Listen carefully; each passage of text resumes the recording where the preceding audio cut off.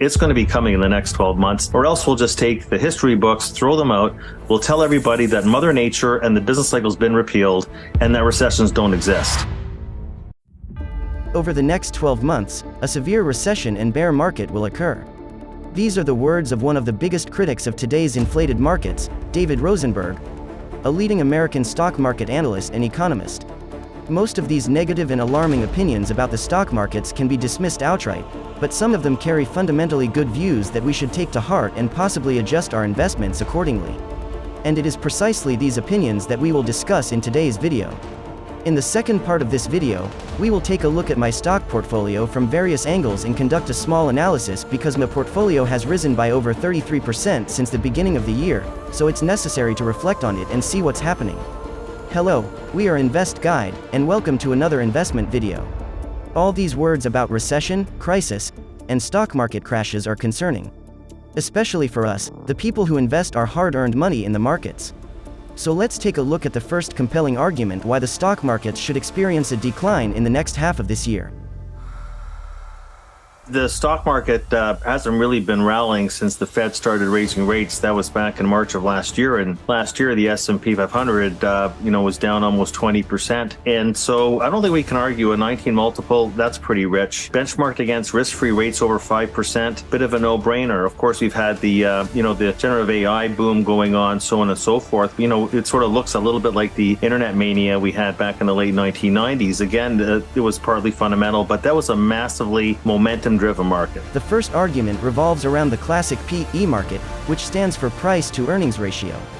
Currently, it sits at 26 points, meaning that for every dollar of profit generated by companies in the S&P 500 index, you as an investor are paying $26 when buying into this index.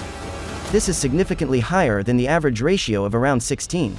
There is also an argument stating that the entire market is currently in the midst of an artificial intelligence (AI) boom. And any company involved in AI has experienced significant growth, sometimes by tens of percent. However, these companies have not yet started earning profits in line with that growth. Therefore, the market is currently detached from its fundamental basis, which refers to the idea that companies should be generating more money, which is not yet the case with AI, or, at least, not evident. The reality is this: unless you're willing to say that hope is going to triumph over experience, how many aggressive, pernicious Fed tightening cycles of the likes we're seeing right now, the most acute tightening cycle since 1981, and people are saying that this is somehow going to end well, that somehow the U.S. economy, a credit-driven economy, is immune to such higher interest rates, is totally ridiculous. It just tells me that people can't see past the tip of their nose. The next 12 months is going to be really rough. That's when all the lags from the Fed are really going to be kicking in hard. Another significant argument put forward is that in the history of tightening cycles, which is the phase we are currently in, it is believed that the Federal Reserve, Fed, raises interest rates, thereby somehow suffocating the American economy. Historically, there haven't been many tightening cycles that ended without some form of crisis, recession, or bear market. The argument suggests that all of this is highly negative for the stock markets and cannot go unpunished. The punishment, of course, refers to a stock market crash. Another argument relates to something we haven't discussed in my videos yet, and it is something that has always been, and I truly mean in 100% of cases, an indicator of a recession. Let's delve into that. Tightening into such a deeply inverted yield curve, which of course everybody says is a relic of the past, ignore the yield curve. They see that every cycle. I think Fed has already gone overboard. Then again, maybe a recession was always in their plan to destroy the inflation they created through the overly accommodative policies they pursued in 2020 and 2021. So we'll correct one mistake with another mistake. Inverted 2-year and 10-year Treasury yield. That's the term.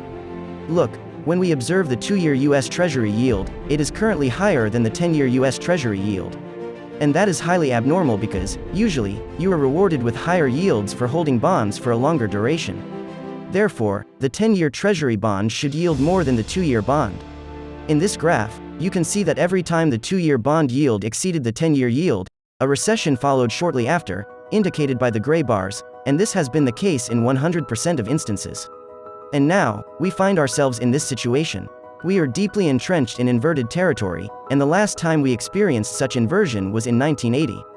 Nothing like this has occurred in over 40 years. It's no wonder that many people are predicting a stock market crash, including a recession. Another person who warns of a crisis and the bursting of the debt bubble is the renowned investor and portfolio manager, Ray Dalio. He is concerned about America's enormous debt and suggests that the debt bubble will soon burst because there aren't enough buyers for the bonds issued by the United States, including foreign countries that hold US debt.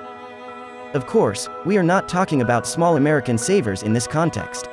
There's a lot of debt. It has to be bought, has to have a high enough interest rate. If we continue down this path in terms of what's likely over the next 5 and 10 years, then you reach the point that that balancing act becomes very difficult. At the end of the video, I will share my own opinion on all of this. However, to keep things interesting, let's take a look at my portfolio now, and I'll tell you one important factor to consider during future crises and recessions: company debt. Excessive debt is the main reason why companies collapse during crises and recessions. You can always find the level of a company's indebtedness, including its assets, in its financial statements. You can go to Yahoo Finance, enter the ticker symbol for financials, and go to the balance sheet. And there, you will find the debt and assets. Within my portfolio, the largest indebtedness is with real estate investment trusts, REITs, such as VC and WPC. However, we have to consider that these are real estate holdings where working with debt is common. Both companies have a 10-year history and have survived larger crises than the one that is likely to come. In fact, I made an additional deposit of $2,263 here, so if any crises and market declines were to occur, I would have the resources. My biggest concern lies with companies like Microsoft, Apple, Palantir, and Meta, which are riding the artificial intelligence bubble and have experienced gains of hundreds of % since the beginning of the year. The potential crash in the value of these stocks could be massive. When I analyze their level of indebtedness, it's quite significant, particularly with tobacco company Altria. However, we are talking about tobacco manufacturers, which have a high level of dependency, and Altria has been around for over 100 years, so I'm not overly worried about it. It has survived all the major crises in the stock market. However, I am considering selling a portion of my Palantir holdings with a profit. The profit is substantial, and the 160% growth in the last 7 months seems unjustified by Palantir's fundamentals. Overall, I am satisfied with how Palantir is performing, growing nicely, but a 160% increase in 7 months is significant. I also have significant growth with Meta, which I purchased during the market downturn last year. As I've mentioned before, since the beginning of the year, I'm up over 30%. The question of whether the market will go up or down in the second half of the year is a significant one. Generally, I don't predict short-term market movements because I am a long-term investor, investing for 10 or 15 years, it doesn't matter. But if you put a gun to my head and ask me, InvestGuide, will the market go up or down in the second half? I would say there is a higher probability that the market will go down, and we will see a decline in the stock markets. It's essential to realize that declines and recessions are a normal part of the stock market. In 2020, we had COVID, and then in 2022. Each time there was a decline, we bought and profited from it. I believe the next decline will be the same. We will buy when prices are low and either hold or sell for a profit. During a recession, pay attention to the debt levels of your companies. And don't panic because market cycles are entirely normal. When it falls, so what? Guess what? It will rise again. But we know that in the long run, markets rise more than they fall. Just take a look at the Google S&P 500 index. Set the years to the maximum and see the long-term development of the stock markets.